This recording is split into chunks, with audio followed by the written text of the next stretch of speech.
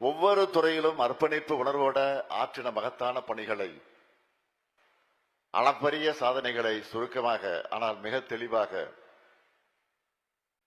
இந்த நிகழ்ச்சியோட தொடக்கத்திலிருந்து நம்முடைய மாண்புமிகு அமைச்சர் பெருமக்கள் சிலர் எடுத்து சொல்லி இருக்கிறாங்க.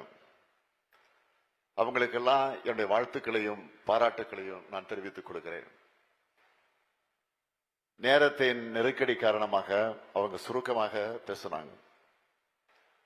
இன்னும் சில அமைச்சர்களும் பேசுறதுக்கு நேரம் இடம் கொடுக்கல. நம்ம அவ்வளவு காரியங்களை நிறைய செஞ்சிருக்கிறோம். எல்லாவற்றையும் இந்த நிகழ்ச்சியில சொல்ல முடியாத அளவுக்கு மலையளவு சாதனைகளை வச்சிருக்கிறோம். ஒவ்வொரு துறையிலும் அமைச்சர் பெருமக்கள், துறையினுடைய அதிகாரிகள், கடநிலை அரசு ஊழியர்கள் வர அரசு திட்டங்களை சிறப்பாக செயல்படுத்தி அதன் பயன்களை மக்களுக்கு கொண்டு சேர்ப்பதில் காட்டி வரக்கூடிய அர்ப்பணிப்பு உணர்வும் அயராத உழைப்பும் நிர்வாக திறனும் தமிழ்நாட்டை அடுத்த கட்ட வளர்ச்சிக்கு உயர்த்தி இருக்கு. கடந்த 5 ஆண்டுகள்ல மக்கள் அடைஞ்சிருக்கக்கூடிய மகிழ்ச்சி தான் நான் மகிழ்ச்சியாக இருப்பதற்கு காரணம். சொன்னதை மட்டுமல்ல, சொல்லாத பல முத்திரை திட்டங்களையும் செயல்படுத்தி இருக்கிறோம். ஆட்சிக்கு வரும்போது இவ்வளவு திட்டங்களை நம்மால் நிறைவேற்ற முடியுமா என்ற ஏக்கம் எனக்கு இருந்துச்சு. ஆனால் அத்தனை திட்டங்களையும் நிறைவேற்றி காட்டணும் என்ற கனவும் எனக்கு இருந்துச்சு. கடந்த 5 ஆண்டுகளுக்கான என்னுடைய கனவுகள்ல பெரும்பாலும் நிறைவேற்றி விட்டோம் என்ற மூலமாக, இந்த நிகழ்ச்சி மூலமாக அறிவிக்கிறதுல நான் மிகுந்த மகிழ்ச்சி அடைகிறேன். நாங்க ஆட்சியில பண்ண திட்டங்கள்ல எந்த திட்டம் சிறப்பானது என்று என்னை கேட்டா எல்லா திட்டங்களும் சிறப்பானதுதான் சொல்லுவேன். ஏன்னா ஒவ்வொரு திட்டத்தையும் தேவைக்கேற்ப மக்களுக்காக யோசிச்சு திட்டம் தீட்டி அவங்க கிட்ட கொண்டு போய் சேர்க்க எவ்வளவு முயற்சித்திருக்கிறோம், அதில் எவ்வளவு வெற்றி பெற்று இருக்கிறோம்.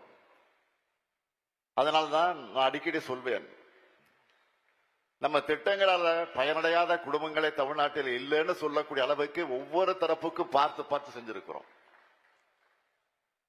நம்ம திட்டங்களால பயனடைஞ்சவங்களுடைய பட்டியல் பெரிய புக்கே போட்டிருக்கோம். அது என்கிட்ட இருக்கு. அதையெல்லாம் சொன்னா இந்த ஒரு நாள் போதாது. இந்த திட்டங்கள் எல்லாம் போதுமான என்கிட்ட கேட்டா போதாது. இன்னும் நிறைய சாதனைகளை செஞ்சிருக்கலாம். அரசியல் ரீதியாக சில நெருக்கடிகள், நிதி நெருக்கடிகள், இப்படி நிறைய முட்டுக்கட்டைகள். அதுக்காக அந்த காரணங்களை சொல்லிட்டு தப்பிச்சுக்கலான்னு நான் நினைக்கிறவன் இல்ல இந்த ஸ்டாலின். காரணம் சொல்றவன் காரியம் செய்ய மாட்டான்னு ஊர் பக்கம் சொல்லுவாங்க. சூழ்நிலைகள் எதிராக இருந்தாலும் அதை தன்வசப்படுத்தி செல்வதுதான் என்னுடைய ஸ்டைல். பெரிதிலும் பெரிது கேள் என்ற அடிப்படையில நெகட்டிவ்களையும் பாசிட்டிவா மாத்தி இந்த சாதனைகளை செஞ்சிருக்கிறோம். இதுதான் திராவிட மாடலின் ஸ்டைல். அதுக்காக இதுவே போதும்னு திருப்தி அடைய மாட்டோம். உழைக்கும் வரை உதிக்கும் ஞாயிறுன்னு முத்தமிழறிஞர் கலைஞர் சொல்வார். நான் தினந்தோறும் உழைக்கிறேன், உழைச்சுக்கிட்டே இருக்கிறேன். தமிழ்நாட்டு மக்களுக்காக தொடர்ந்து உழைப்பேன். இது மட்டும்தான் என்னுடைய சீக்ரெட் ஆஃப் சக்சஸ். என்னுடைய அரசு செஞ்சிருக்கக்கூடிய சாதனைகளை நம்பி நான் உறுதியாக சொல்றேன், அடுத்து அமைய போறதும் திராவிட மாடல் ஆட்சி தான். எங்களுடைய சாதனையின் அடுத்த கட்டமாக திராவிட மாடல் 2.0 ஆட்சி இருக்கும். அதுக்கான ட்ரெய்லர் தான் இந்த நிகழ்ச்சி. அடுத்த 5 ஆண்டுகள்ல தமிழ்நாட்டின் வளர்ச்சி எப்படி இருக்கணும், நாம எந்த பாதையில டிராவல் பண்ணணும் என்பதற்காக ஒரு ப்ளூ பிரிண்ட் தயாரிச்சு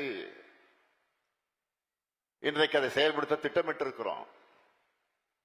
அப்ப எனக்கு பேரங்க அண்ணா சொன்னதுதான் நினைவுக்கு வந்துச்சு.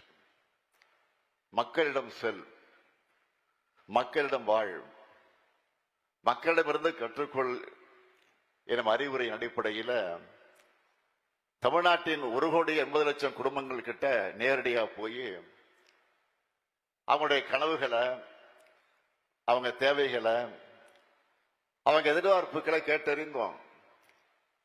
இதை எப்படி செஞ்சிருக்கோம் என்பது பற்றி நம்முடைய திருமதி அமுதா ஐஏஎஸ் அவர்கள் சொன்னாங்க. மக்கள் சொன்ன கருத்துக்கள் அடிப்படையாக வச்சு அதுல முக்கியமானவற்றெல்லாம் முன்னிலைப்படுத்தி தமிழ்நாட்டின் அடுத்த கட்ட வளர்ச்சிக்கான எனது தொலைநோக்கு பார்வை, அதாவது தமிழ்நாடு 2030 14 முக்கிய அம்சங்களை என் மக்களுக்கு நான் அறிவிக்க விரும்புகிறேன். முதல் துறை வீட்டு வசதி துறை. நம் கனவு, நம் வீடு, நம்ம தமிழ்நாடு. தமிழ்நாட்டில் இருக்கிற ஒவ்வொரு குடும்பத்திற்கும் ஒரு முகவரி இருக்கணும். ஒவ்வொரு முகவரியும் ஒரு இணைய இல்லமாக திகழணும்.